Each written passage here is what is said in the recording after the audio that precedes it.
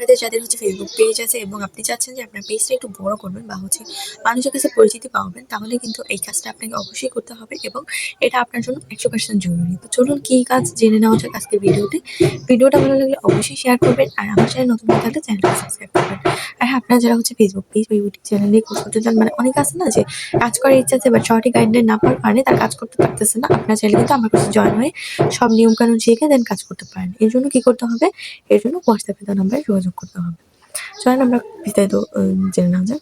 দেখেন, ফার্স্টেই যেটা কথা হচ্ছে সেটা হচ্ছে যে আপনি আপনি যদি একটা পেজ থেকে থাকে, আপনি পেজটা তো দিন দিন আপনি চাইবেন বড় করতে, এবং মানুষ যখন আপনার পেজ চিনবে তখন কিন্তু সবাই এটাই লক্ষ্য করবে যে আপনার ফলোয়ার কতজন বা হচ্ছে আপনার ফলোয়িং লিস্ট কতজন আছে। ফলোয়ার হচ্ছে আপনাকে যারা ফলো দিবে, এবং ফলোয়িং হচ্ছে যাদেরকে আপনি ফলো দিবেন।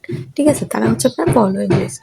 তো আপনি কাদেরকে ফলো দিয়েছেন না দিয়েছেন এটা তো আপনার অডিয়েন্সদের অবশ্যই জানার আগ্রহ থাকবে যে আপনি কার ফ্যান, কার ভক্ত। তখন ধরেন যে আপনি একজনকে ফলো দিলেন না, একজন বড় সেলিব্রিটি বা হচ্ছে আরেকজনকে আপনি ফলো দিলেন না, তারই সাথে থাকে কিন্তু আপনি তাকে ফলো দিলেন না। তখন তাকে কিন্তু খারাপ লাগবে। বা এমন আছে যে আপনি ছোটদেরকে ফলো দিলেন, বড়দেরকে দিলেন না।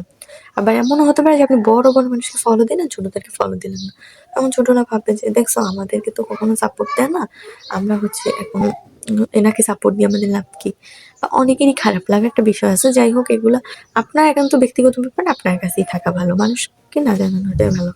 তো একটা জিনিস দেখেন, যখন আপনি এটা মানুষ চেক করতে যাবে তখন অনেকের মনে অনেক সন্দেহ, অনেক কোয়েশ্চেন আসবে যেটা আপনার পেজের জন্যও ভালো হবে না, এমনকি আপনার জন্য ভালো হবে না। এর জন্য আপনাকে যেটা করতে হবে সেটা হচ্ছে আপনার ফলোইং লিস্টটাকে প্রাইভেট করতে হবে। মানে যেটা শুধুমাত্র আপনিই দেখতে পারবেন আর কেউ দেখতে পারবে না। এটা যদি আপনি করতে পারেন তাহলে আপনার ফলোইং লিস্ট কেউ দেখতেও পারবে না এবং আপনার নামে তাদের কোনো অভিযোগ থাকবে না। এটা কিন্তু আপনাকে অবশ্যই করতে হবে। আপনি যদি আপনার পেজটা বড় করতে চান বা আস্তে, আস্তে আপনি বড় হতে চান, সেক্ষেত্রে আপনার এই কাজটা করা অত্যন্ত জরুরি। আপনাকে অবশ্যই কাজটা করতে হবে। আপনি প্রাইভেট করে রাখবেন। প্রাইভেট করলে কেউ কোনো কিছু দেখতে পারবে না, পরে আপনাকে নিয়ে কোনো ঝামেলাও হবে না। এমন দেখা গেল যে আপনি একটা পেজ খুললেন, আপনি সেইখানে আপনার পাশের একটা মানুষকে ফলো দিলেন, দেন আরেকজনও হচ্ছে পেজ চালায় কিন্তু আপনি তাকে ফলো দিলেন না। তখন হচ্ছে সে চিন্তা করবে যে দেখছো আমাকে তো ফলো দিল না। তো এগুলো করার কোনো দরকার নেই। আপনি আপনার পেজটা মানে প্রাইভেট করে রাখবেন, ফলোইং লিস্টটাকে। তাহলে কেউ এগুলো দেখতে পারবে না, এগুলো পরবর্তীতে কোনো ঝামেলাও হবে না।